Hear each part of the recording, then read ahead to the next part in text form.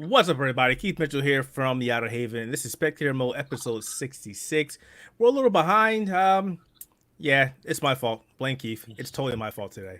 Well, you got a nice cut, and the rest of us are not looking. I'm not looking fresh anymore. So speaking about that cut, yeah, I needed a cut because I was woofing pretty bad, and yeah, I needed a cut. Yeah, I really needed a cut. So I'm glad I finally got a cut. Shouts out to the barber down the street. He did an amazing job. Loved him. Gave him extra money because I was like, you know what, dude, you did me good. And I really hated the hair on top of my head. Trust me, you gotta like support your local businesses at this time. That's definitely for sure. Yeah. One of my local barbershops went out of business, which sucks. I went past there first because I always go there, and I was like, oh, looks like they did not survive the pandemic. Which really sucks. A lot of local businesses got that, and they were not protected by our government's whatever policy. So it's just like you're upset because it's like I watched like my local pharmacy, a couple of local clothing stores, whatever, just die just because they don't, COVID. And I'm like, great, this is fantastic. I was so happy over the last couple of days because it was my third anniversary with the fiance, and we decided to go to some of our favorite businesses, and we were lucky that the Japanese place that we go to was still open, the massage place that we go to still open, and even the person we go for manicures and pedicures, they were still open. All small businesses, all privately owned. Thank God they all survived. So it was like, and every single one of them you walked into, it was like big smiles and oh my God, thank you for coming back. And yeah, they're appreciative of this time of anybody walking in the door willing to spend money. Yeah, them hard times here. Yeah, I'll see what's right. A lot of small businesses, simply like you were saying earlier, they did not survive, and it really blows. Yeah. But so if you go to a favorite small business and you see them operating, go spend that money. If you can spare even just enough for a minimum, go spend that money. Keep them around. Keep them supported. Yeah, all right, so this week's PSA. So Rob's not here. Rob's not feeling too good. So wishes out to Rob. He'll hopefully feels better for next week. And this podcast this week, it's going to be more of a positive one. We're not going to have what we had last week. It was a very emotional podcast for everybody here, but it was when it needed to happen. So we're not. No, so I can't be emotional about how I feel about Mr. Michael Zaimont. No, you can talk about that. You're going to do that, but keep it in that realm. I'll try to be positive about it. I'll say it in a positive light. Okay, you can't be really positive about that. Just exactly. Filter your ass, Matt. Filter yourself. All right. Don't pull a you know who. Oh yeah. I won't. Yeah, I'll definitely be able to breathe with my rage. Okay. So as always, guys, we start the podcast off with the games we played this week. I'm gonna go first because honestly, as you know, there's been a lot of shit going on, and I have not found the time to play any games. Not really. The only time I actually played a game was last night. Well, we played Remnant last night. That was it. And I jumped on Destiny this morning, which we'll talk about as well. But other than that, I haven't played anything. I was at like 2 games to review. I haven't touched them. I had to hit up the publisher and like, look, I simply did not get a chance to play these games just yet. And they were like, we understand. We totally understand. And I was like, yeah, thank you. So shouts out to them. But no games, nothing really. So, and I really wouldn't call me playing Remnant playing the game because I'm just doing it, screwing around to play with you guys. I already have this super trooper character. I'm playing with you guys. You're playing the game with us to find out how much it is absolutely brutal and unforgiving as a experience. That game is hard as hell when you play multiplayer. Yes, it most certainly is. Holy shit! Like, look at this basic boss and how he has a womp. Like, he's not difficult. He just stomp, shoot pods, but he has a shout, and if he shouts and does another attack, well, goodbye to your life pod. Yeah, we found out the hard way that bosses that are normally easy on single player get really ridiculous in multiplayer. Like Splitman. Splitman, we just cheated by summoning friends. That was it. When he says Splitman, he means Riptide. Riptide. Riptide is, as I was explaining to them, he is one of the. Okay, so there's, as you know, this game is random. Yeah, generated bosses. roguelike-ish, yeah. So the first boss in the game, you have 3 different characters, three different bosses you can fight as. Typically, it's usually what the hell is his name? Gorehound or something to that effect. Yeah, the big guy. Usually it's him, but other times it's not him, and sometimes you can get really unlucky and get ripped hide. Yeah. So be happy we didn't get him the first time, because I'm pretty sure you guys would have said, you know what, we're not going to play this game anymore. We're done. We have powered through every version of the difficult boss that has come out so far. We always find some way to get past it, whether it's just, summon many little pod friends, or we find some way to find a weakness or berserk. You mean where we go, you know what, we're done, I'm done, and then we go, one more try. No, we're done. No, one more try. Yeah, I don't know. The only time that we've had a boss where we've gone, screw this, and Keith's gone, I'm going to get my main, was like the very, very first boss that we went up against. We literally could not do that for the other ones, though, because you guys are in my world. When we jump back into your guys' world, then I'll bring my main. But until then, we can't do that. Right, what about you, Karl? What have you been playing? I know you haven't been playing much of anything, but gotta ask that question, man. I have been playing little bits and pieces, but it's also been experimentation.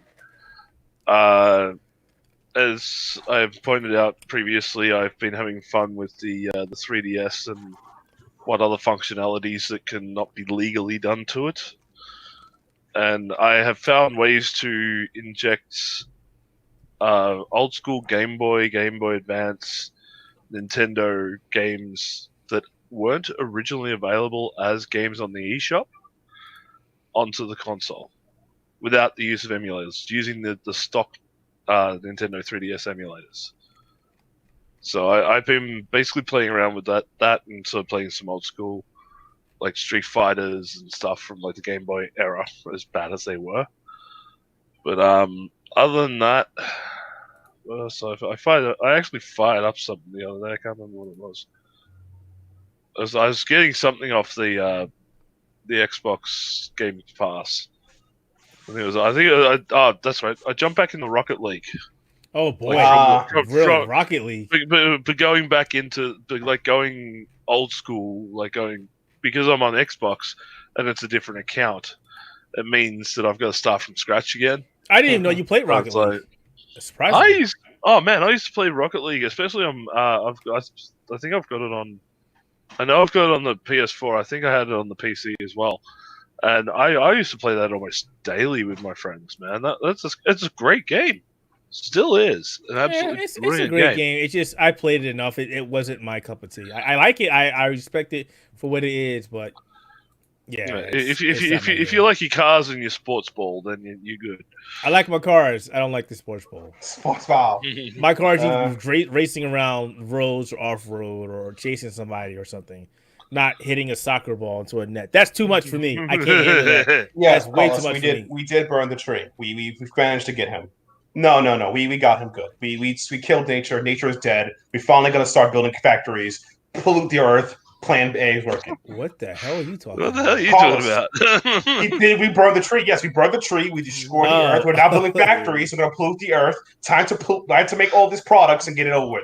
Time to, mass produce. What is he talking about? You don't pay attention to chat. No, I was looking at chat. I didn't see Carlos pop up. Mine has a delay. And what about you, Matt? What have you been playing? I've been playing a lot of Phantasy Star 2 online. It's been pretty fun. I played some Enter the Gungeon, did a pretty lengthy review, 2 playthroughs on it. It's on a YouTube channel. You mean Exit the Gungeon? Exit. Oh God. Yeah. Oh, God. You said Enter the Gungeon. Yeah, Enter the Gungeon.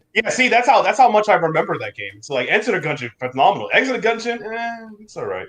I played some Brawl Stars. I've been playing some Mortal Kombat Aftermath to see what the character changes been through, and I had a chance to try to play some Guilty Gear, but I couldn't. Only with training mode. But yeah, I've been keeping busy, and I played a lot of Streets of Rage 4, and I actually made a tier list of which characters are good or bad for everybody. And you'd be surprised who the worst character in the game is, at least in my opinion. You mean Axel? No. Axel 4 is the worst of the Street Rage 4 characters. The worst character in the game is Blaze from Street Rage 2. I was gonna say 3, but 2, because a fireball actually could whiff. So yes, Blaze Streets of Rage 2 is the worst character in the game. So you're making tier list for Streets of Rage 4. Gotcha. Yep. What else? I played some Fantasy Star Online. Finally got it working. That launch is horrible, but I got it through. So playing it finally it's a horrible decision Microsoft did, but I'm playing it now so I can put it behind me. And just put a couple of fighting games here and there, like Mortal Kombat Aftermath and everything. I have to say, I find it very ironic that I was waiting for Fantasy Star Online to come here so many years, and you just gave up. Over, and it's a buggy mess. And I'm like, fuck it. The gaming gods do not want me to play this game, so I give up. You win. Yeah. And then Sega blew them up for it because it's like, people are like, it's Sega's fault. Sega's, no, we get licensed Microsoft. They said they were going to handle it. They just paid us a royalty fee. I'm like, God damn. Way to bury them. I mean, it's like wrestling all over. It's watching them bury the competition. Like, jeez. Now, one thing I'm upset, though, about the launch is, like, Microsoft, like, had this partnership with Steam. And I'm surprised they didn't use the Steam launcher to make the game, to put the game on, because Steam can handle things like this. So, I'm wondering, is it coming to Steam later?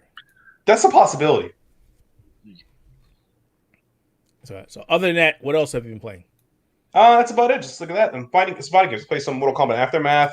I found out that some characters are the newer the only 3 DLC characters that's viable, in my opinion, in a competitive sense, is just RoboCop. Fujin is cool damage, but really unsafe on block. Everything can be punishable. And man, I have a very love-hate relationship with Shiva. Shiva can be strong, but it's a lot of work. It's like playing Jax, but with less tools. But her best variation is the shield variation, like Deadly Dragon, something like that. And she gets a Gamma Charge, and she gets a projectile. So those really save her. All right. Well, let's keep talking about games. And there was something I did want to mention. I completely forgot about it for a docket. So I'm going to talk about that first.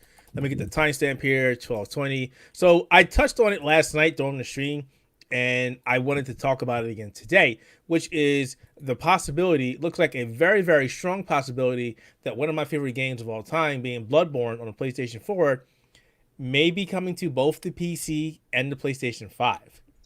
60 frames per second.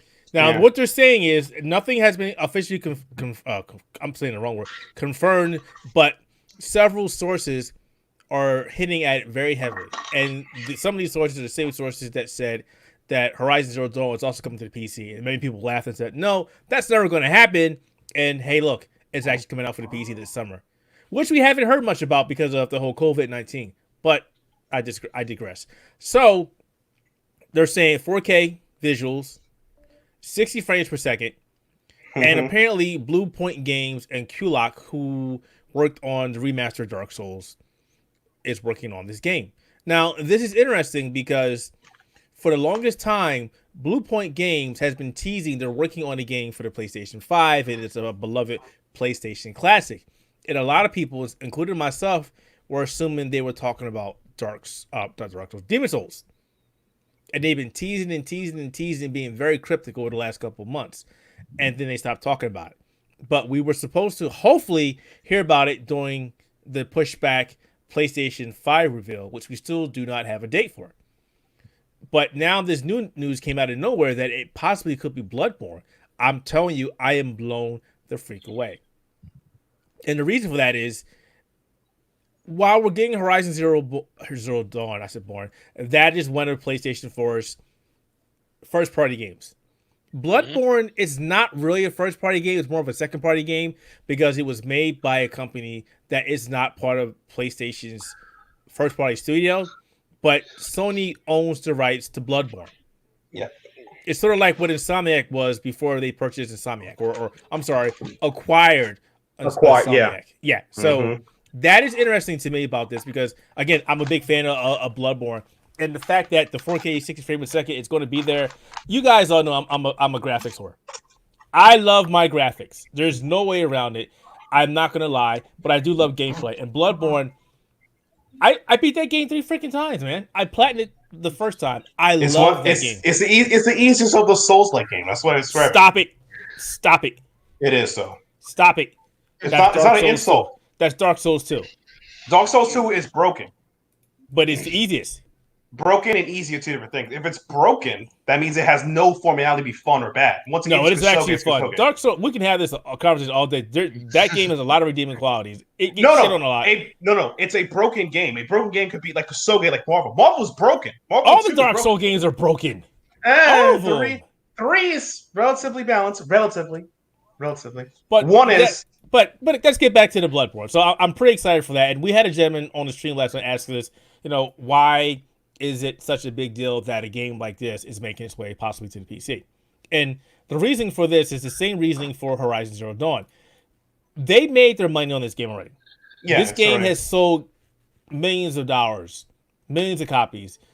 Everybody who has a PlayStation 4 and loves this formula has this damn game. Mm-hmm. Now, if you move it over to the PC, you're also getting a better graphical fidelity, which is great. You get rid of the frame pacing issue, which was a big concern. You get rid of the 30 frames per second cap, which was also a huge concern. And you introduce this game to a new crowd of people. No. What? Here's another thing. You get the modders, which will have memes. I want to see...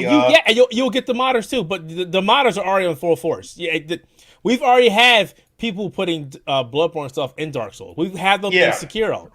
The modders will take this game and run in so many directions, it'll be freaking amazing. But, as I was getting to, there are a lot of PC gamers out there that I'm not proud of, that are very elitist. They will not play on anything but their PC, just like there are console gamers who won't do anything but play on the console that they deem is the best. And we have this stupid little back and forth about which piece of plastic rules the world. Fine. So, if you move this game over to that platform, you now introduce those people to a game they may have never played before. And I think it's a win-win. At the same time, the PC is not a competitor to the PlayStation.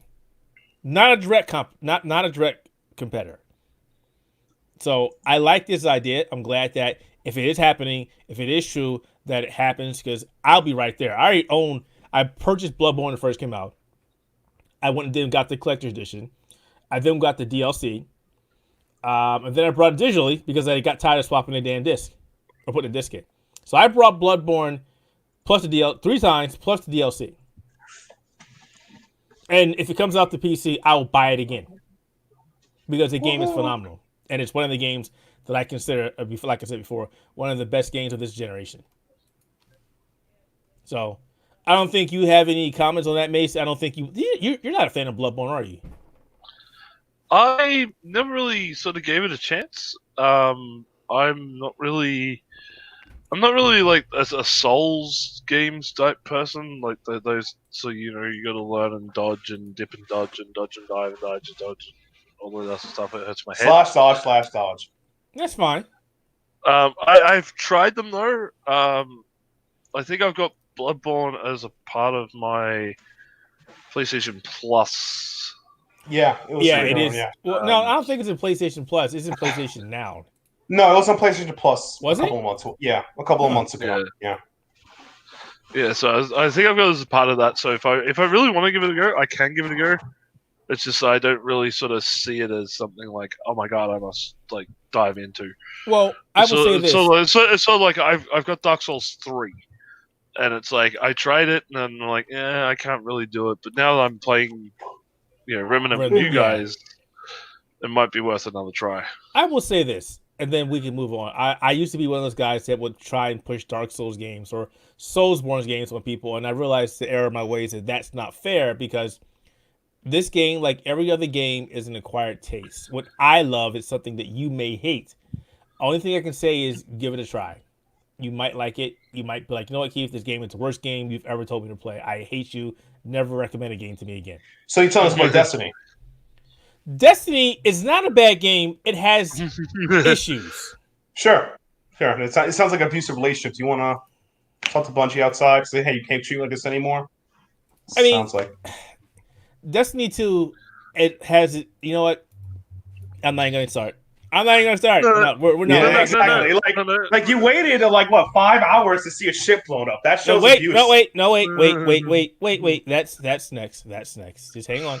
Slow your boat. Slow your roll. But also talking about like going back on the whole Bloodborne thing. Like, have they said that it's meant to be a remaster, or is it meant to be the sequel? It is a port. Yeah. Good old But boy. so you could say it's not a true See remaster. now, didn't Sony say that they weren't going to release stuff that was on the PS4 onto the PS5? So that's the thing. But see, this is where it comes into it again, where it's not a first-party game. Sony said their first-party games were not going to do that. Bloodborne's not a first-party game. It's a second-party game. Hold up a second, guys. Okay. Okay, we're holding. Yeah, I'm just double checking. Yes, I do have Bloodborne as a part of. Well, he walked away, so we can keep talking about that. He'll be back. So yeah, I can give it a go if I really feel like it. So again, the game was developed by From Software. From Software is not owned by anybody, but Sony owns the license. Just like Street Fighter V, Sony and Capcom own the license or own the rights. The rights for Street Fighter V. Rights. But it's also on PC. So yes, it's kind of that situation. And again, it's a very interesting thing. I would hope that happens. Sony has nothing to lose yet again if they put their games on PC. They simply do not. They're introducing other players to a bigger catalog of games. And at the end of the day, that's what all should matter.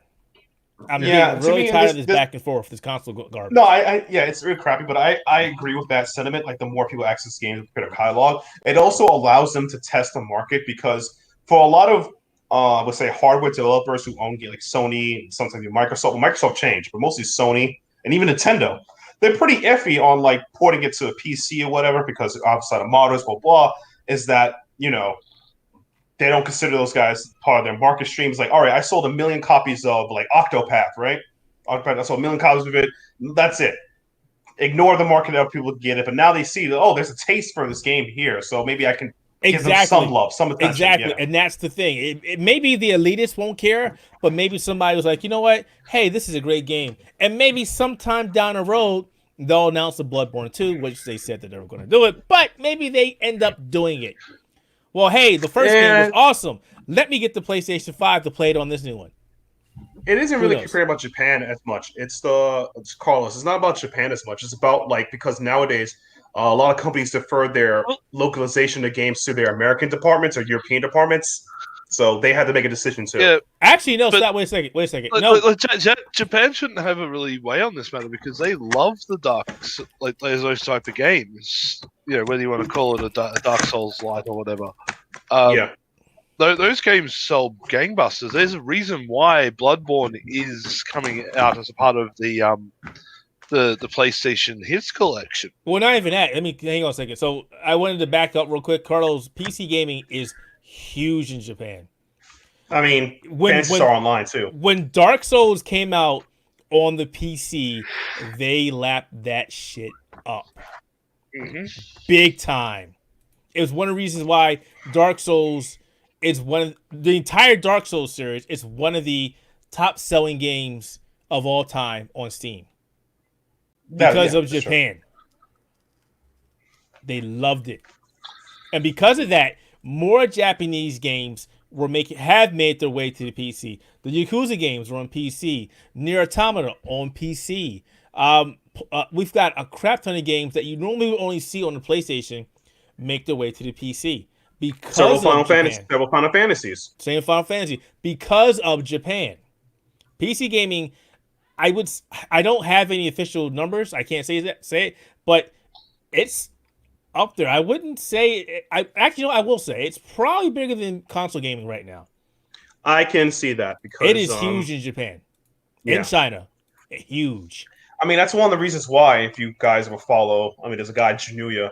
He recently did a video about how arcade in Japan's dying and talk about how people prefer console and PC gaming. There's because he teaches kids in Japan. Obviously, COVID can't do it, but he says, I remember talking to a kid and he asked his parents, instead of a console, he asked him just give me a basic laptop that was at the store so he could play 10 other freaking indie games or whatever. That's the future now because they realize I can use this computer, to do all a bunch of things for me and play games. It's convenience now. Convenience is very important to Japanese culture if you sell it to them. I would also go and say that, touching base in arcades for a second, because we all grew up in arcade era. The arcade era is, and I hate to say it, as much as I love the arcades, they're obsolete. Yeah, the nostalgia factor. They're very expensive to operate. Sometimes they're a cesspool. We got to keep those things clean. They're sometimes where unsavory people hang out in. But they're a great positive to arcades, but the biggest thing again is they cost too much. They cost too much to operate. And when you have console gaming and PC gaming out there, and the arcades have to compete with that. And arcades, I used to work in an arcade. To get an arcade upgrade, to upgrade to the next version of the arcade game, you simply cannot compete with a console. Download the game, done. Arcades. Some arcade games are downloaded, but the majority are still boards. So you got to swap the board, make sure the boards work, and if it doesn't work, you got to get a replacement for that board, or make sure that system you're putting in actually can take that board, because there's compatibility issues. Then you constantly got to make sure the arcade sticks are working, the buttons are working, because people are asses. They spill drinks on them all the time. They abuse the hell out of them. It's arcades simply do not make the money anymore. When arcades were big, because we had like Sega Genesis and Nintendo, Super Nintendo, and the arcades, the graphics were amazing. They blew them away.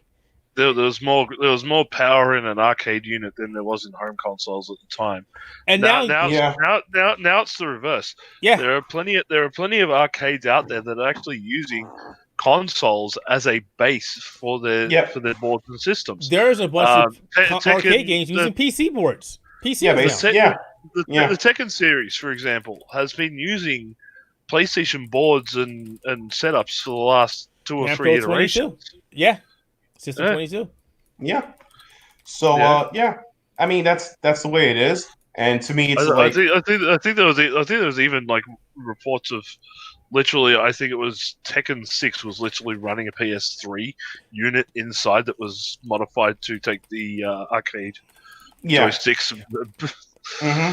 It's like arcades now. It's just like a nostalgia factor, and the only way they truly make money is just the fighting game people and some old heads. I'm pretty sure most of Square Enix's arcade games are using a PC. I forget the actual name. Pachinko. No, I mean the actual board, the actual stuff they're using. Guilty Gear games are definitely using a PC. Yes, they are. So I forget what it's called. And you even look at a lot of arcades these days. For a lot of the retro stuff, they'll usually have like a Pandora box or a one of those MAME MAME machines or something in the corner that has all your retro classics, all the stuff that we used to play as kids. Yep. And that's all built into like one system now, whereas it used to be Street like Fighter 5 using an arcade board or using a PC. Yeah. I didn't know that. Huh. Street Fighter 4 was using a PS3. Yeah, I knew they no, it was using a PC. Yeah. Good old Capcom. Yep. Yeah, Capcom save some dollars where they can. Yeah, what is this? I know we're off topic, but this is interesting. We've come a long way since the old CPS 2. Yeah, board. Like to me, it's like sorry to call that thing a board is an understatement. The CPS 2 brick is more. Yeah, but getting back to it, so yeah, having Bloodborne on the PC would be great.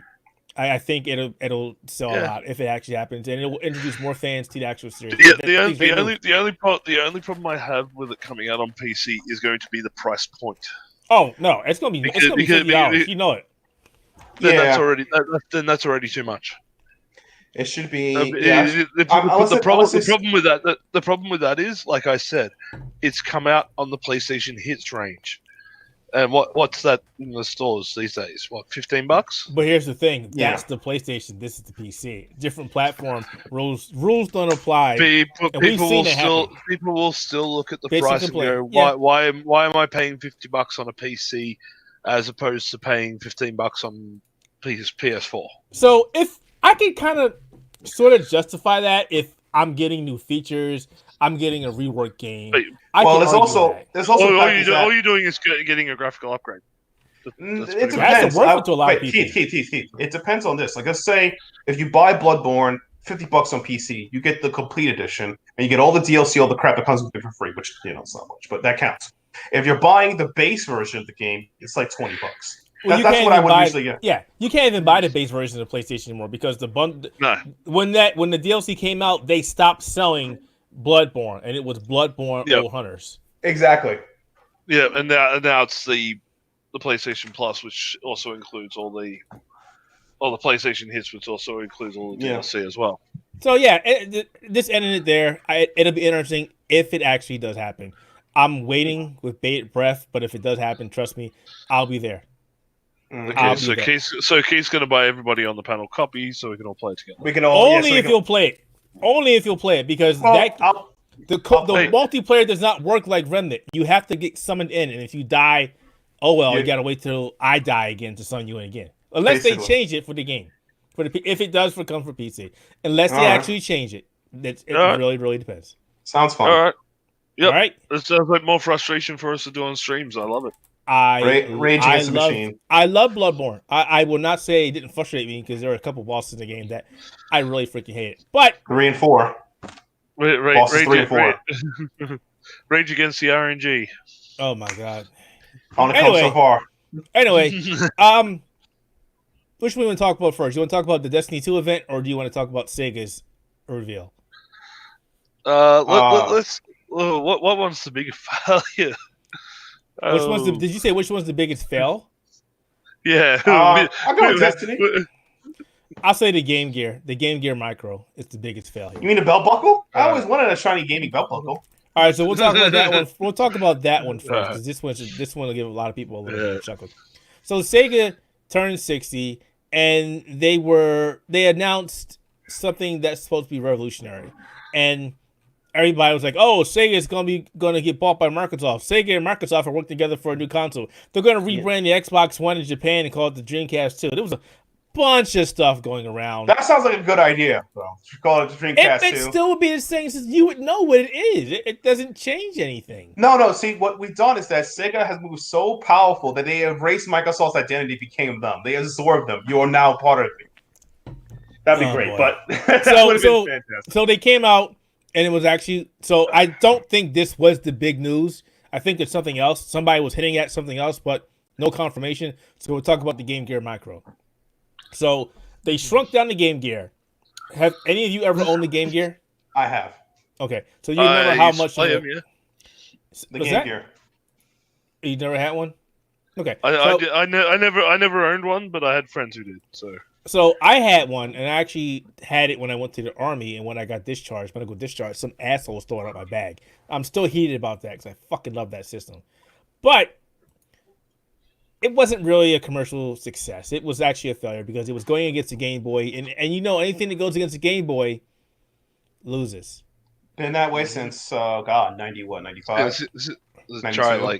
Try 81. The 89. Sorry. So what they've gone ahead and done is they shrunk down the Game Gear. The things are freaking small, hence the name Micro. And there are 4 versions of it. There's a black, a blue, a yellow, and a red. And each color will have 4 different games on it. So wait, repeat the colors again. You got black, blue, yellow, and red. They need pink. They can have all the Rangers. Oh god. So there's a combination of different games on there, but some of the notable ones are Outrun, Puyo Puyo, Sonic the Hedgehog, Shining Force 2, Shining Force Final Conflict. That's on the yellow one. So the yellow one sounds like the one you get.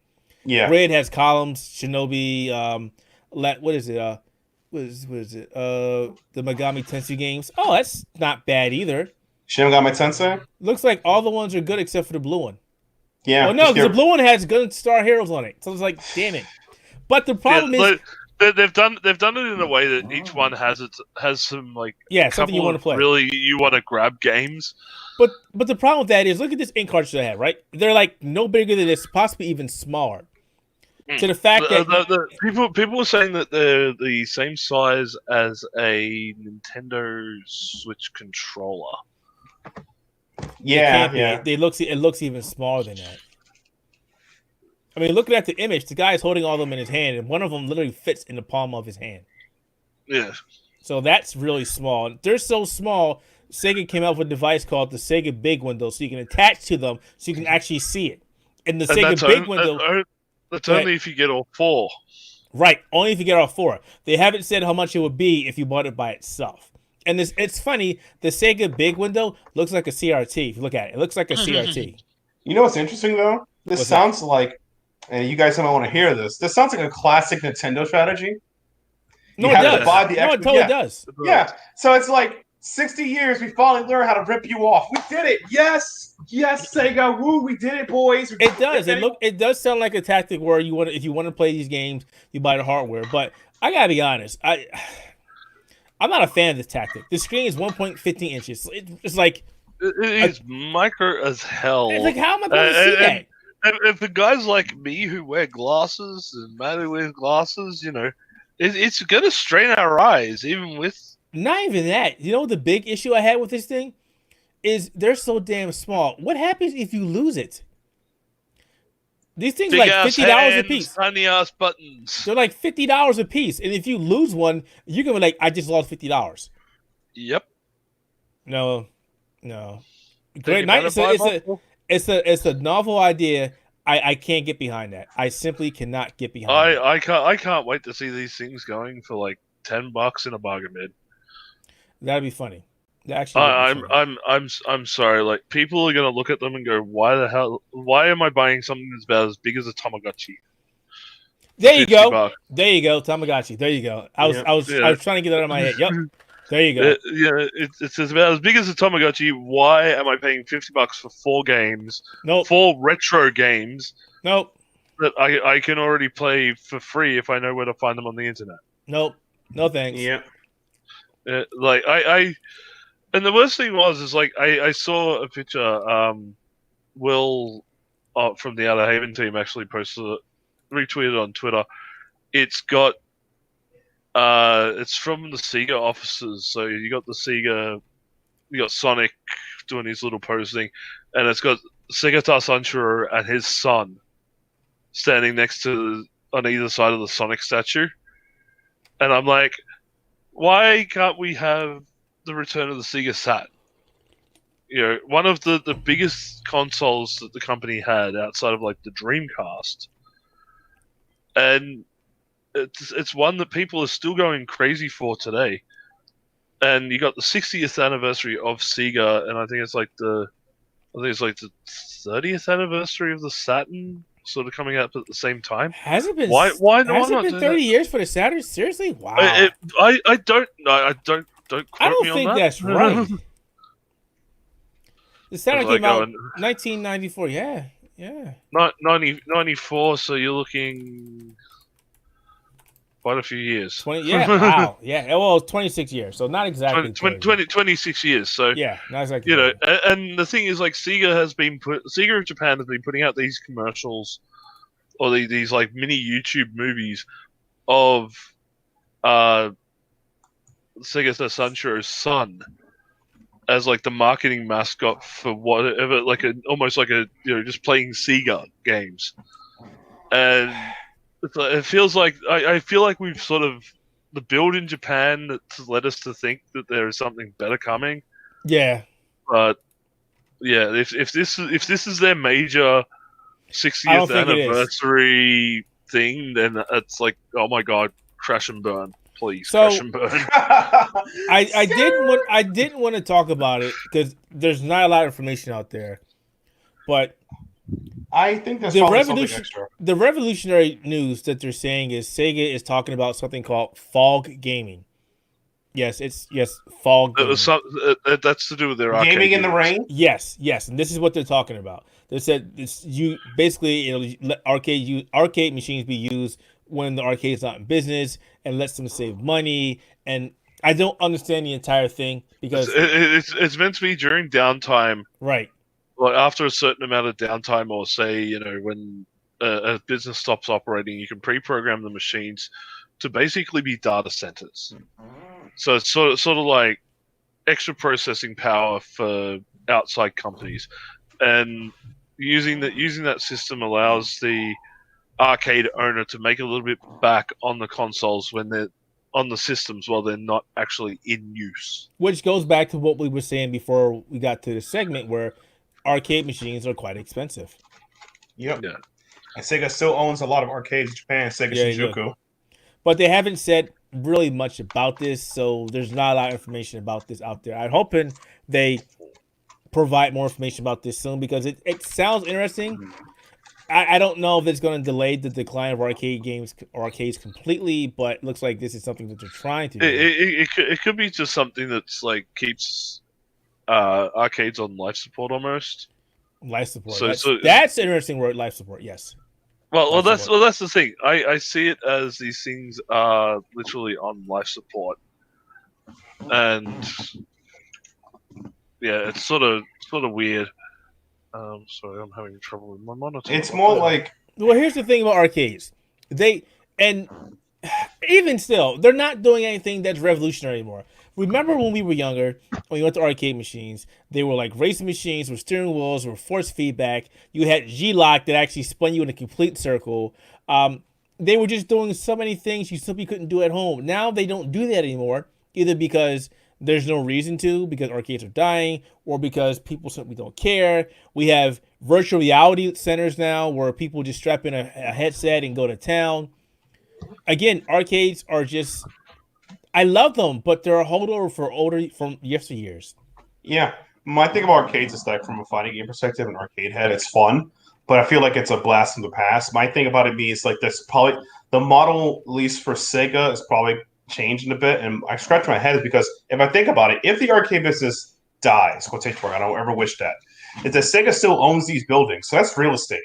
So they can just sell it and make money. They'll be fine.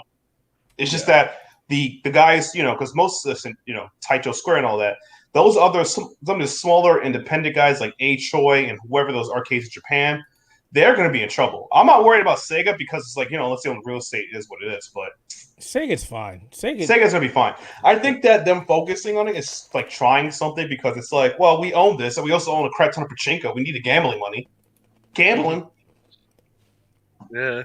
So we'll have to wait and see. Yeah, it'll be interesting to see what they do with the fog stuff. So Poggers. I just can't wait to see people are like, so fall gaming, is that like cloud gaming? Yeah, it's gaming in the rain. No, it's not. Stop, please. All right. So I thought that was interesting to talk about the Game Gear Micro. And whoever stole my Game Gear in Fort McClellan, Alabama, hell with you, sir. Or ma'am. The hell with you.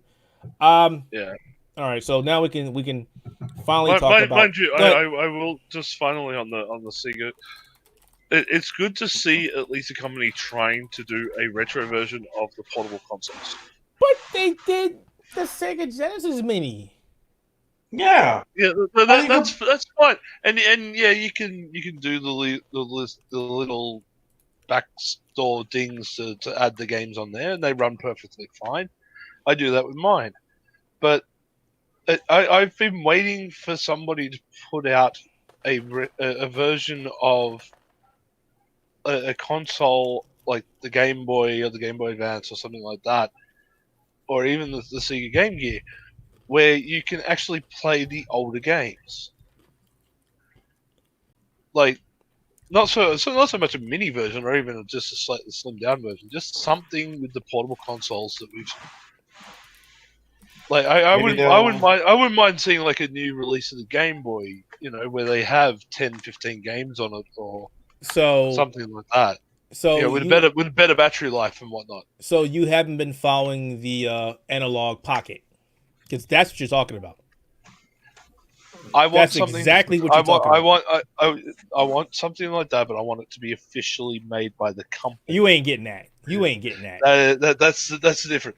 That's the thing. It's like, yes, I already have my Game Boy with my EverDrive, and it has the games on there. But I want something official from the company with better battery life.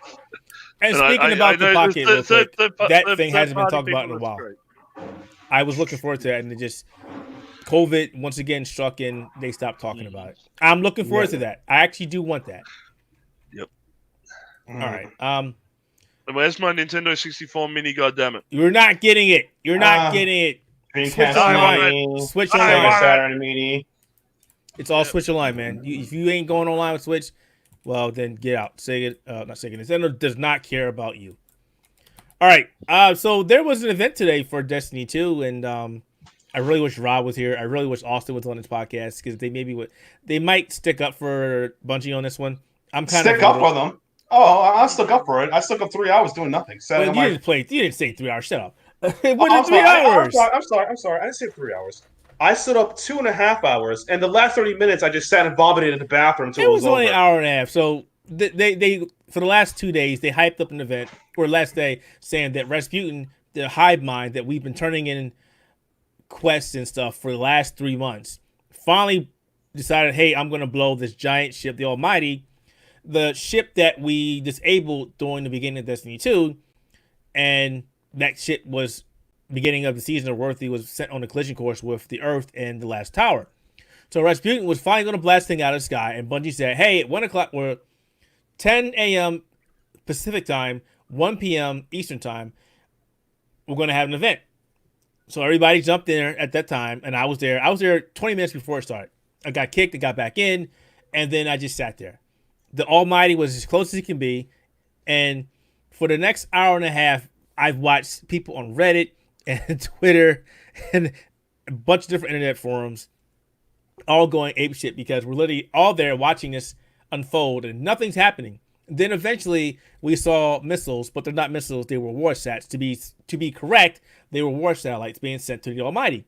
And then we saw them at the top, eventually we saw them at the bottom. Big bang boom. An hour and a half later, hey, they finally hit it.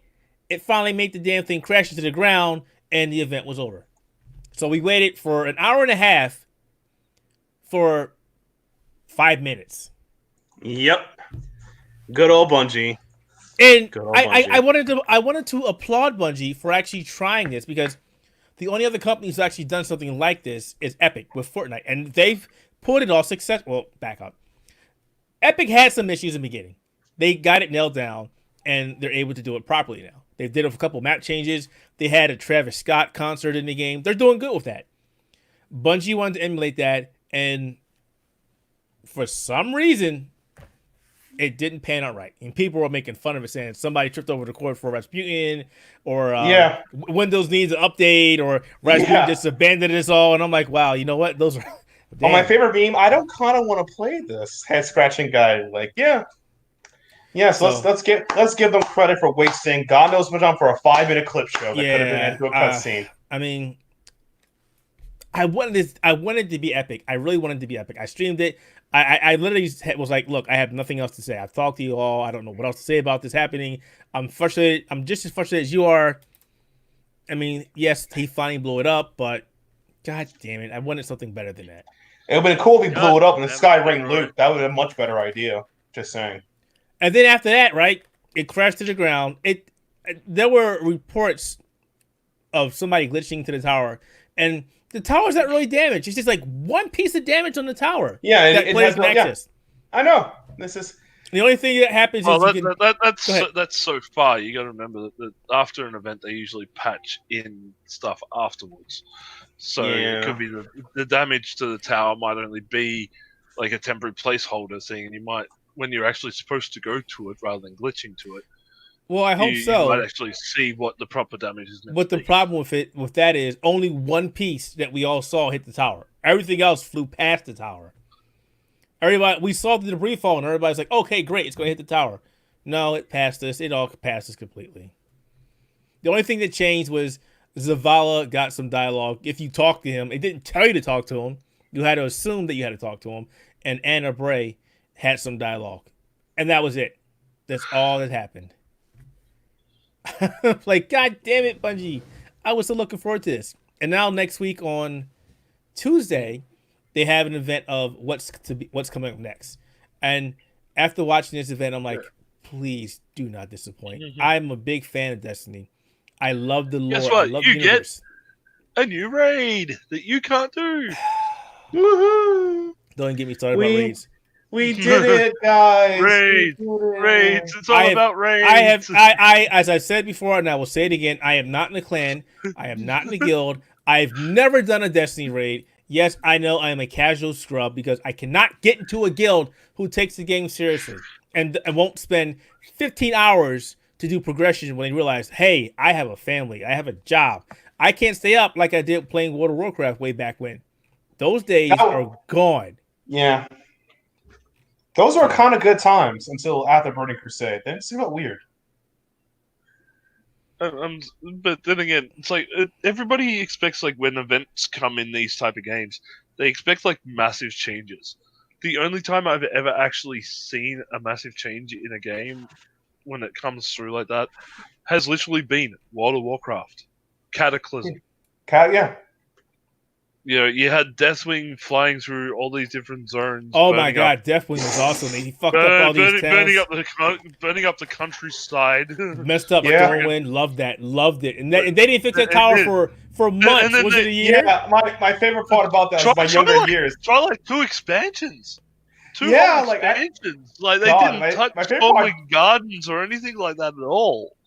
God, and it was just this gigantic crater, and then it's like, finally, we're going to rebuild it. It's like, oh, cool, okay. But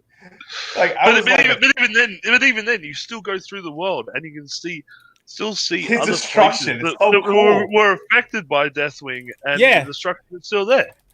Like power incarnate. I haven't played the game in a while, but there's a piece of land called the Scar of Deathwing. Is it still there, or Deathwing Scar? Probably. Deathwing, Scar of Deathwing in I think it's not Feralis. It's in one of the sort of more deserty areas, but the Scar is still there. It is still this big black trench full of earth elementals that you can go and still do that absolutely epic quest where all 3 people tell a different story of how death. I did rate a lot in Warcraft. I love those days. They're gone. I don't have time to do it anymore. I would love to rate Destiny. I would love to. Even I'm the same. It's like I don't have time for World of Warcraft anymore. I don't have the time and dedication needed to put it in. Hey, I'm 3 years free. Destiny 2, it's like I want to play it, but I feel like I am so far behind the curve that there's no point in me trying. Well, the cool thing about Destiny 2 is you don't need to. You can be behind the curve and it's fine because every season is self-contained. If you don't play the season, you're not really missing anything. Like if you jumped into Destiny 2 right now, you would get Shadowkeep, which is the next story progression. You would miss. What was it? But that's the thing. It's like I feel like because I have missed all that lore and everything else, I feel like I am that far behind on knowledge. But the cool thing about that, you can go back. There's a section in Destiny 2 where you can go back and do the past events. Yeah, I wouldn't recommend it. So it lets you go back and do it. I do like that. Yeah, well, I don't have it installed at this point in time, nor do I really. Like I said, I wouldn't recommend Destiny. It's just no. I'm not going to say again. I'm not going to say Destiny 2 is a bad game. It's just for longtime fans, it's a bit disappointing for what they've been doing. You mean it's typical? For longtime fans, it's typical. Every game is typical. It just depends. No. As longtime fans, it's disappointing. AKA, it's typical. You just get disappointed, and that's Destiny 2. It's like eating a bon. It's like eating bonbons until it runs out and it's just empty. And I think I broke Keith's stream. Woo-hoo. I did it. But yeah, it's like I wouldn't recommend Destiny 2 to anybody, regardless if free or not, because it's a lot of grinding for a lot of lore that feels meh that you have to do research on. And I don't. Matt, you made my browser mad and it crashed. And per se, there's some cool things. Yeah, it's not. Like honestly, Destiny as a MMO or a story lore game, I give it like a 2. As a shooter, it's a 5. It's fun to play, but that fun decreased real bad because the story's crap, and the loop makes me upset in that game. Well, the story's not bad. The story is an engaging. There's like 2 cool characters in there, and one of them's dead. So, but that whole storyline of him dying and you finding out who killed him and revenging him was like that was good. Yeah, and now it's over. It's gone now. Goodbye. But that's the thing. Shadowkeep wasn't bad either. Shadowkeep was good, but the problem that they're having and. I didn't want to talk much about Destiny 2, but that's fine. We can talk about that. You got to remember, there's a lot of issues with the story of Destiny 2 and the whole model of Destiny 2, because when Destiny 2 was in development, it was Bungie and Activision, and then they eventually broke away from it. A lot of the stuff that was going wrong in Destiny 2 was Activision getting their hands in the shit saying, we want you to sell more, And Bungie's like, but that's not what we had in store for this game. Of course, and then Activision's like, well, we don't care. So now we're seeing a transition from, okay, we're just going to sell. We don't care if you like the content to, okay, we need to give our fans what they've been asking for. And the problem is you're stuck in this cycle, and then the fans are like, we want this shit now. We want it now. Everybody assumed that once it got away from Activision, shit was going to change overnight. Nope. No, it doesn't work that way, guys. And they everybody was like the big assumption was there was going to be a Destiny 3. And had they stayed with Activision, they would have. But when they broke away, they said from the get-go, our vision of Destiny was to be an evolving MMO-like game. Had they not been with Activision, there probably would not have been a Destiny 2. Because when Destiny 2 was announced and they told everybody, hey, we're going to blow up all your shit and all the stuff you had before, you losing it, that did not sit well with the Destiny 2 or Destiny community whatsoever. Everybody was pissed. That was Activision. We may not see a Destiny 3. We will just see a constant progression of Destiny going forward and them adding new technologies. Similar to what they did to World of Warcraft. So we're gonna get a free, never-ending theme park shooter game. That is good stuff. Oh, okay. And again, we'll find out more on Tuesday. And I'm really hoping, when they first talk about this, they go, you know what? We're not playing with you guys anymore. Here's the freaking lore. This is what you wanted. Let's go. But again, I'm holding my breath. As a fan of the series, I want that to happen. As a fan of the series, I want it to be gone and make a new game. It's not going to happen.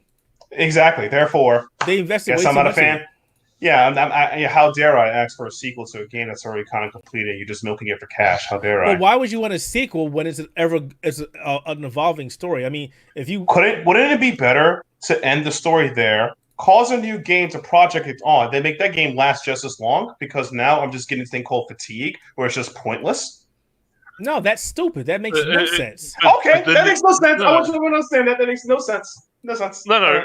Like I can actually understand where Matt's coming from because, again, example, World of Warcraft. World of Warcraft, exactly. It's constantly evolving medium with different stories done every time. But the thing is, people are getting sick of it, and people are wanting literally a World of Warcraft 2 or a new. Okay, so let me jump into there. Something to do stuff like that. Just because you can add content to it and keep it constantly to get that sweet microtransactions. Eventually, you're gonna have to do something to change the way the player base does things. So let me ask you a question. They're gonna constantly get bored. So let me ask you a question. So World of Warcraft 2. What are they gonna do different than give you another story? Oh, easy. On the same technology that you're using. Let's see. They can add, I don't know, change content, new characters. You can get that you can still put into the game right now. So here's the thing. Again, they're changing the graphical systems. They're actually trying to improve things for the first time on the base level since this game came out in 2005. And that's exactly what I was saying. You're introducing new technology to an existing game. So what's the point of adding a sequel when you're only going to put the same shit from the original game to the sequel? Because not all technology is going to be compatible with the software and hardware that you're using. Thank you. And here's okay. So okay, to give you the example, the biggest change in World of Warcraft that people have seen so far has been the difference between the way Classic was handled as a programming language and the way it was built versus the way the current World of Warcraft has been built. Yeah. Now, because of the way they constantly been stacking new code upon new code upon new code upon new code, every time they go to fix something, they're going to break something. Yeah, it happens. Eventually, you get to the point where you have to say, we're going to have to kill what we've got so far, because if we want to continue this, we're going to have to take what is current and use that as the new base. And that's what people are wanting. They're wanting they might want the same experience. It may just be new stories or whatever, but it's that base level of entry. They want to see that evolve. Yeah. Okay, but take a look at how graphics now, even on Destiny 2, are still very dated compared to what is available today. That is true. And also, too, that sounds like a... I wouldn't say that. I disagree with you 100%. 100%. It depends on your system. Depends on your systems. I disagree. Mm-hmm. Of course. And that's the thing. And that's the thing. People want to get the most out of their systems, especially as a PC setup. Keith. I mean, we can go back and forth, but you're not going to change my mind. You're not going to change my mind. I'm going to change your mind because you're too busy drinking a Kool-Aid. I get it. No, I'm being serious. See, all you're doing is throwing insults, but you haven't listened to a word that said. I'm actually answering. You want to play the same game with them milking out rather than making a brand new game. That's not what I said at all. That's why I said you're not listening. I'm sorry. You'd rather play the same experience with added content. That's not what I said. I said you can introduce new elements and new stories to the same game engine without causing people to pay more money for another game. Are you not the one bitching about Street Fighter V? That didn't change much from Street Fighter 4. Actually, they did change. It's just trash. Same game engine too, right? Not Different really. characters. No, it's the same game engine. Same game engine. Unreal 3 and 4? Same graphics, yeah. Same graphics engine, but the gameplay back end was different. And all they did was change some netcode, which was garbage. Added new characters on top of the existing game engine. Added more mechanics, which were backported into the game. And charged you more money. For a beta, yeah. But that's what you want, right? No, see, that's done by a bad company. This is Bungie. They have a brain. They know what they're doing. See? I think they should be doing something different. This is not different. They need to take their resources and make Destiny 3 because this Dried engine is over. There are new things to be doing. Okay, but all you're talking about is story, which they can I'm not easily story. change. I'm talking about gameplay. You can add more characters to playable. We only have 3 classes. Yeah. And they've done that. Have you not played the game? You're saying they can add new characters, but every season they've done that. And we got what? How many versions of Warlock we got? They just say they jump and pump. How many times they got jump and pump? That's a character class. You can't change that. What you're saying is you want a new character class. No, I want a whole new game of content. That character class can help that too, for sure. But the Warlocks existed in Destiny 1. And so did the Hunters. And so did the Titans. So and they do exactly the same thing. What changed? Listen, we got Blade Hunters. We got this. Now we all did it all. Come on. Give me something I can do. So you want to know a whole different game.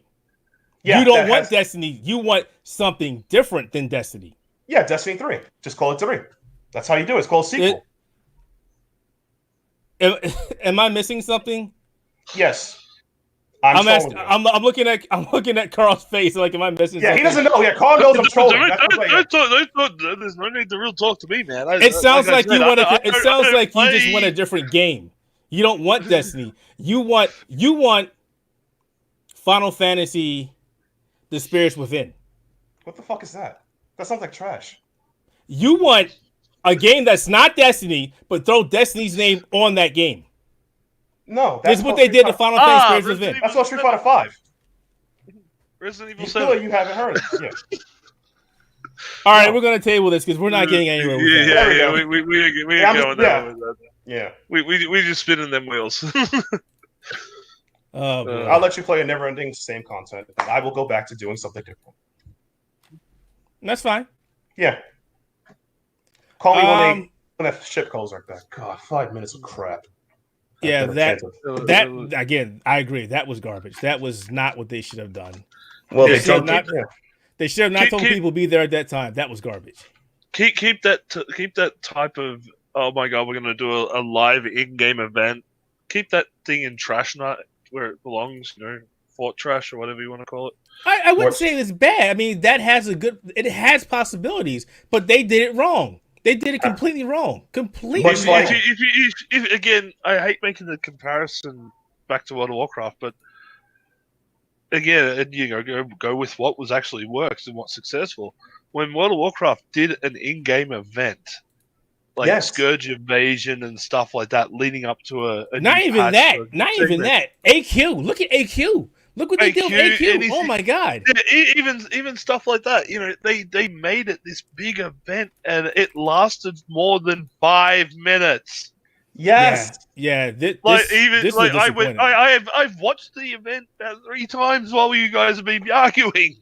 Yes, it was garbage. It's garbage. It's garbage. Not only was garbage, it's like you couldn't even do the ship blows up. Tons of loot falls to the ground. Everyone gets a random loot or whatever. There's a giant hole in the ground. Nothing. It was the buildup of all this crap we made us do. Yeah, collecting a bunch of nothing that repeated over 10 seasons over to get nothing, and then it was only one season. But I'm sorry, 1 times 10 hours, so that's 10 seasons. And again, at least to work back into the argument you guys were having about making a Destiny 3, why not just do turn this into a pull the plug event? Like Fortnite they nuked the servers. Oh god, like fucking Fortnite did.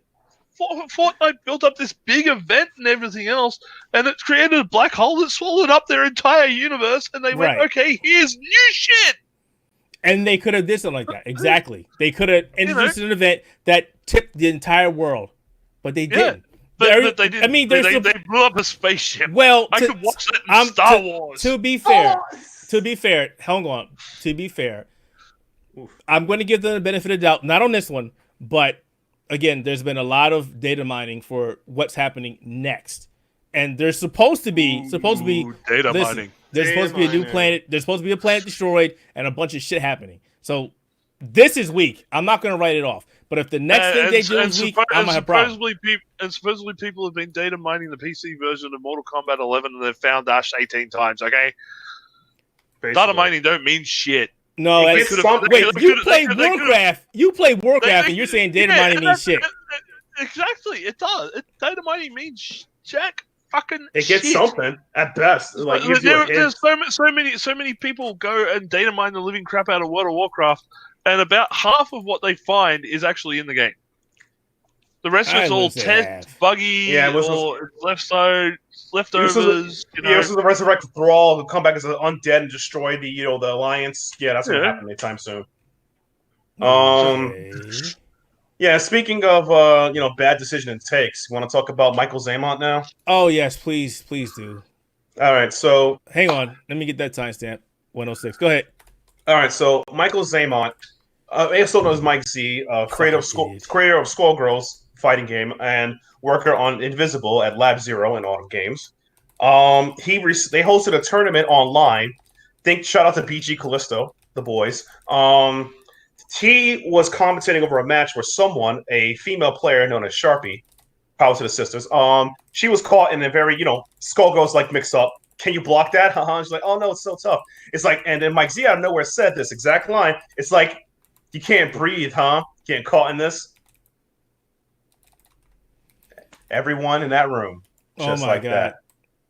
Yep, it was disgusting. It was terrible. I mean, it's Mike Z. What did you expect? The guy made a 6-button fighter. That's how it is. But seriously, it was a very uncouth thing to say and do. It wasn't funny. You can tell them saying that, and it was bad. And people had a backlash this on Fighting Game Twitter. People saying, he should be canceled. Get his game out of Evo. He should be canceled. Fuck him. Yeah, that's how bad. Exactly. I'm not even defending or whatever, but some people saying that. We got people that make comparisons to another fighting game personality, K-Brad, who also came out and said some terrible, controversial things. And people we're not going to cancel K-Brad, we're cancel this, in my opinion. And people K-Brad's my good friend, Mike Z's my good friend. Here's the thing growing up, right? If you have friends, you're going to always have that stupid friend. He's stupid, and you know it. He's going to say stupid stuff. That's right. And you cannot defend his or her stupid stuff. But you got to let him know what you're saying is stupid. There we go. Yeah, let him know what he's saying is stupid. Exactly. So when that happens, that's when the maturity comes in. Mike Z, and he apologized quickly after, and I agree with that. Should his game be canceled? I don't know. It's up to Evo. If a game doesn't cancel, I won't lose any tears. The only running meme I've seen is that people are canceling his game on Steam and trying to get their money back, which I thought was a lie. The game is super old. There's no way to get the money back. But my like I said, my take on it is that it was a stupid thing to say, a stupid thing to do on stream. I'm trying to lighten the mood. What mood? I'm playing a tense fighting game and I'm caught in a mix-up. There's no joke you can say me not blocking, boy. But anyway, there's that. There's literally no way for him to get out of that. Exactly. There's none. There's nothing to say. And Mr. Wizard has been notified of the situation, aware of it. So I don't know will he move the game or not. And a lot of Skullgirl players in the community are upset because they've been pushing for this game for a very long time. And they want their game to be liked in mainstream. It's not liked among other people who play other type versus games. So I wish them the best for pushing it because they always support this game for, their reasons, and that's it. And the thing about to me is that I feel bad that people like. I really feel bad. I feel for Alex Ahad, the actual creator of Skullgirls. He made the designs, the characters, the artwork, everything. Mike Z just made the engine to make game fight. So that's pretty much it. And Labs, I feel bad. Yeah, exactly. Carl said, I feel bad for Lab Zero too, because they also make other games like Indivisible, which was successfully kickstarted and people purchased it. So next time they make a game that Mike Z's name is on, it's gonna build whatever, at least for a while. So I feel bad. I feel bad in that case. But you know what? Don't say stupid stuff. Just say commentary. Just say, haha, can you block it? If you say something jerkish, don't say that. God. The problem that I have with this, after reading into the whole thing, is he's got a lot of people that are coming to his defense saying he's got a good heart, he's a good guy. And I'm like, no. And as I just mentioned, because he's their friend. No. Like, I'm like, a friend can say stupid stuff. That doesn't stop him. No. Exactly. If I had a friend like that, and I've had friends who've done dumb shit, and I just tribal. It's like, you know what? You do your dumb shit. I'm out. I don't want to deal with you. I don't want to be associated with you. Clean up your shit, then maybe we'll talk. But for right now, no. That's probably why I don't have a lot of my friends from back in school. They all did dumb shit. So whatever. Mike C has this super stuff before, but he said controversial stuff before, like taking criticism from games. That's the stupid stuff he said before. He, like I said, he made a public apology. People could take it or leave it. My thing about it to me is that if his game gets banned from Evo, the community would be upset and they'll be more mad at Mike. People should tell Mike Z. How about this? What if it doesn't get banned, like you were probably about to say, and nobody wants to play it? Yeah, exactly. That's the same thing people felt about Infiltration. He did beat his wife. I don't care what it says. Korean guy beat his wife, fighting game guy, and he was banned from Capcom Pro Tour. And a lot of people blame him or some aspect because he entered Samurai Showdown. Less people play Samurai Showdown because Infiltration plays the game. There's some psychological effect of that. That's what I'm leading to. So yes, that's what happened. I just can't get that. I can't get. I'm trying to lighten the situation. Yeah. What? By doing this? Exactly. How does that work? There's like 5 million things you could have said that did not involve not breathing. 5 million things. I will say this. If the situation that we're talking about, the George Floyd incident, never happened, would that have been acceptable? No. If it's never happened. No. If George Floyd never was killed by a police officer because of this, would it have been acceptable? No, because Eric Garner. I can't breathe, remember? Yeah. So it wouldn't have been acceptable. If someone on public record has not been, killed by a cop in a choking manner, then yeah. But that's sorry. We know now, so Yeah. Yes, he belongs to Soviet Russia. Yes, I apologize you. Oh boy, those are good. Yeah, I don't know. I'm just reading some of the people. Yeah, it's pretty bad, and I feel bad because again, like as much as I'm not a fan of Michael Zaimont's game design and what he does, I still enjoy the people who play Skullgirls. I know some of them; they're friends of mine. They enjoy the game, they like it, and I feel bad that a lot of them have pushing for this game to get a mainstream light in some way, or try to get people to play it or some platform. And now you're the guy who created the engine of the game, who is somehow the face of the game, has blown it for you. It's really hard to recover from that. Yeah, I don't know. Yeah. Well, we can always just play, the better. We always play Power Rangers Battle of the Grid instead. I can't. That game is so good. God. We can all play Power Rangers Battle. Okay, that's it. Jesus Christ. Come on, don't you want to play the easiest infant in the world, Karl? Crouching Jab Rekka. God, I can't believe you did it. First try. Did that. I'm still angry about this because I'm not a fan of Skullgirls. I played it back in the day. I thought it was all right, but whatever. I don't play it anymore. Yeah. And it was basically the underdog story. Just like them fighting herds. Those fighting herds. I'm fighting herds, yeah. You got into Evo. For one reason or another, you got there, and now you go and do this dumb shit. And it's like, well... And the sad part is the Fighting Herds is a better game than the Skullgirls, in my opinion, because it does almost the same engine, just cut a couple of buttons out and has jump loops, proper jump loops. But whatever. It's just like, I feel bad, because again, these people... Skullgirls is old. It's like 5+ years, man. These guys are like, one of these days, we're going to get Evo. Let me just promote it. Yeah, Skullgirls is fun. Sonic Fox plays Skullgirls. Yeah, we're in Evo again. We did it, and it's over. Well, we'll have to see what happens with Evo if they do decide to axe the game from the tournament, which means they'd have to find something else to add in its place. It means it's a side game, but easy. We can always add the greatest game of all time. Oh God, here we go. You know what I'm talking about, right? No. Killer Instinct. The What are you talking about? PS5 Killer Instinct's there. HDMI cable. Oh, we have Killer Instinct? Yeah, Killer Instinct's in. What do you Xbox or Killer Instinct 3? Or the classic Killer Instinct? Xbox. Oh, Xbox, okay. I was talking about classic Killer Instinct. Let's bring that clay fighting. No, let's not do that, please. No, let's not do that. Let's not do that, please. No. Please, let's bring back an entire retro fighting game festival, man. Come on. They can always bring back King of Fighters. Just oh, yeah, that'd be fan. I would love that. Part of me would like that. I personally, if they want to troll, they can always bring Sailor Moon Fighter. That game is very legit, by the way. Yeah, Sailor Moon Fighter is legit. He let you boys know. Sailor Moon Fighter is. Except no English. But it's a terrible situation, and I understand people want to defend him for it. And I get it, but it's like I know he apologized, but again, it was such a callous thing to do. Too little, too late. Yeah, it's one of those situations like, damn, I did. Why did I do this? Oh shit! Why did I do this? Oh shit. Yeah. And you saw the whole stream. You saw the clip. Everyone was like, "What?" Yeah. Even the players kind of stopped. Like, what did he just say? No. Anywho, yeah, we'll follow that to see what happens. But yeah, that was a bonehead, and I don't want to say it shows the character of a person because I don't know him, but no. I would not have made a comment like that, especially given the situation. No. Yeah, and Skullgirls poverty game played by poverty people, so you know.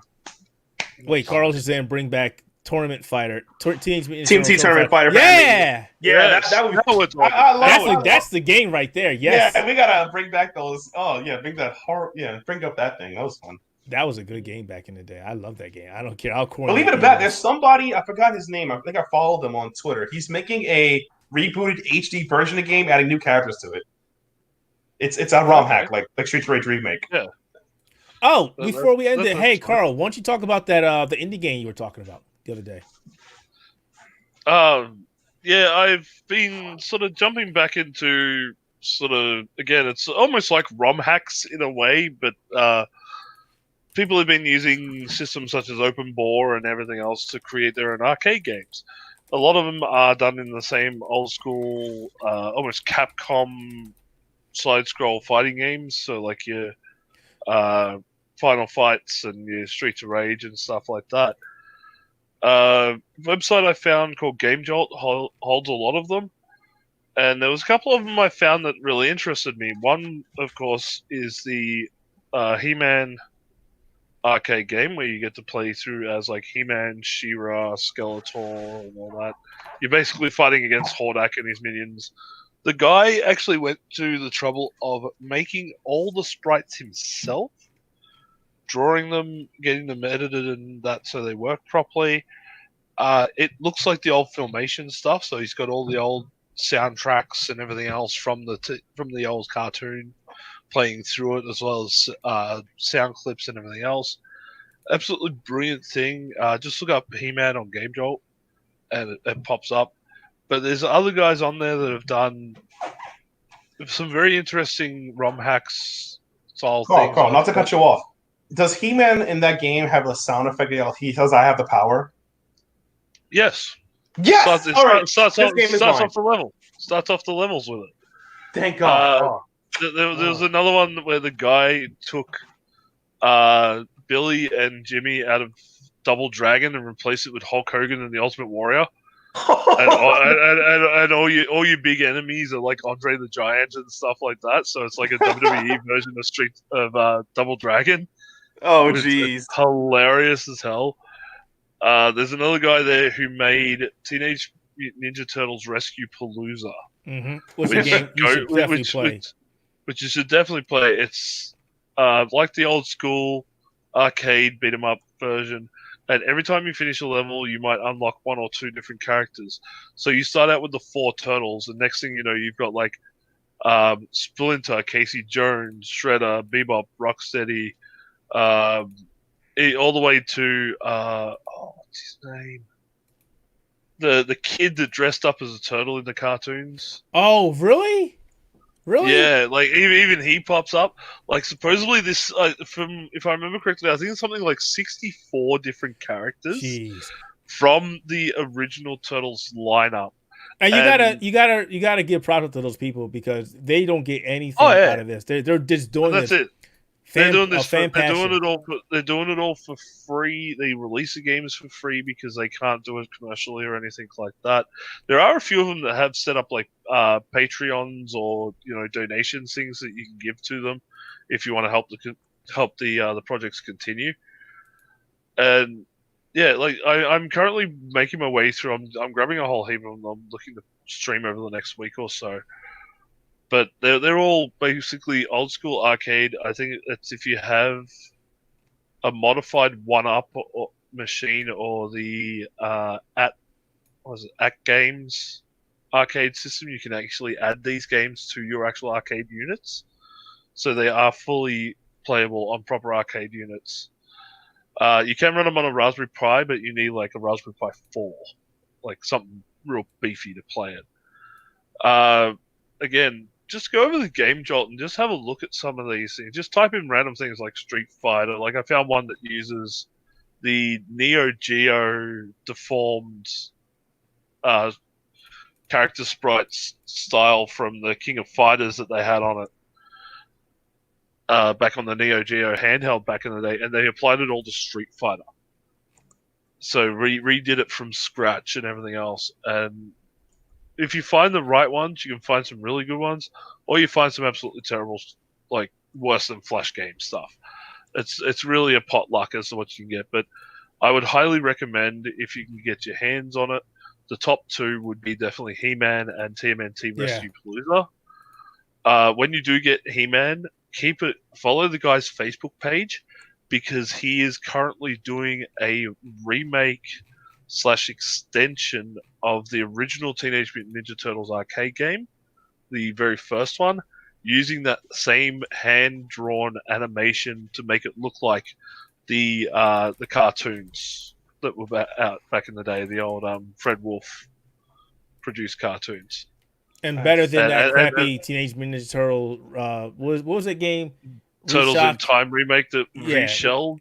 Yeah, that one. Oh. He's going back. He's basically redoing Teenage Mutant Ninja Turtles, the arcade game, in the proper animation style, like right down to redoing the backgrounds, the foot soldiers. He's made them look more like the cartoons, where they were sort of more hunched over and clunky robot type things. And he's got a couple of gameplay videos. Supposedly, it's a couple of months out from release.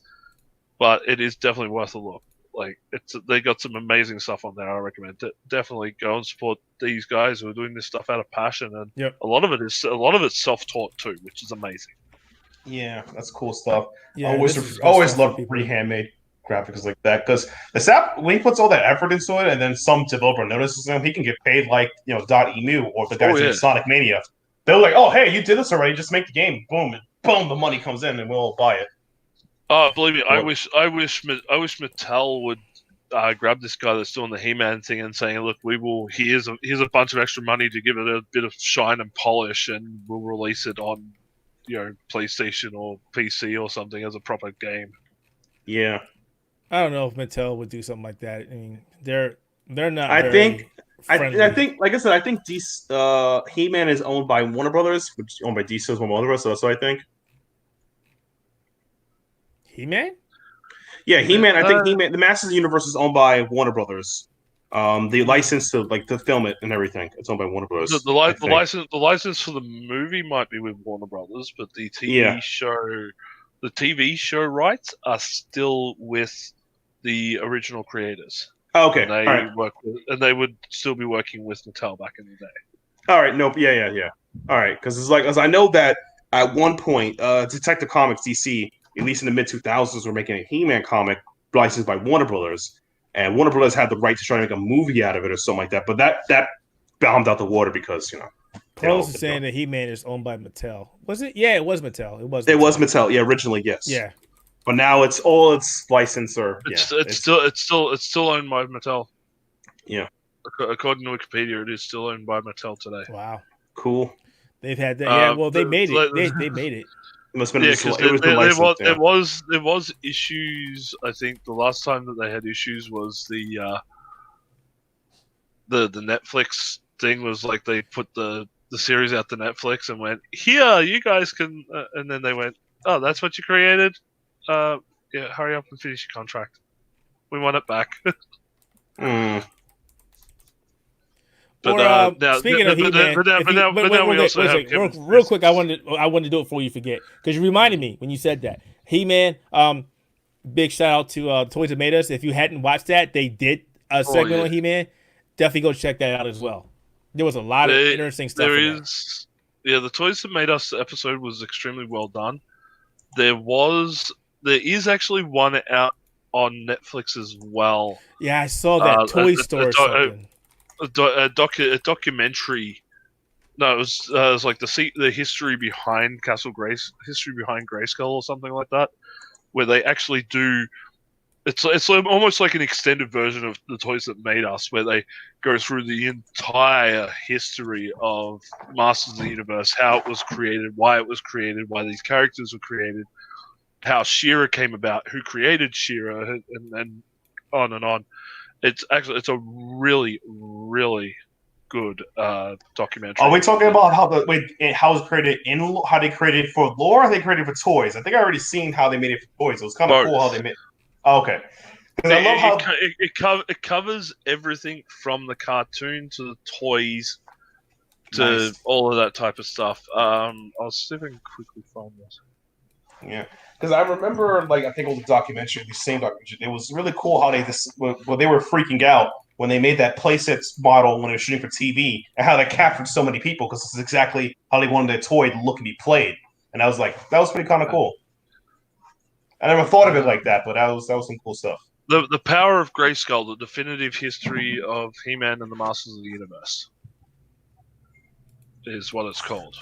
Nice. So it's about it's an hour 35.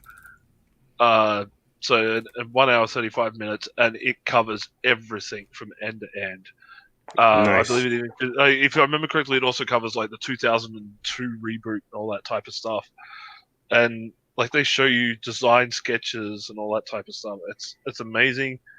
Combine that with the Toys That Made Us episode if you really want to get an in-depth of the history of He-Man and She-Ra.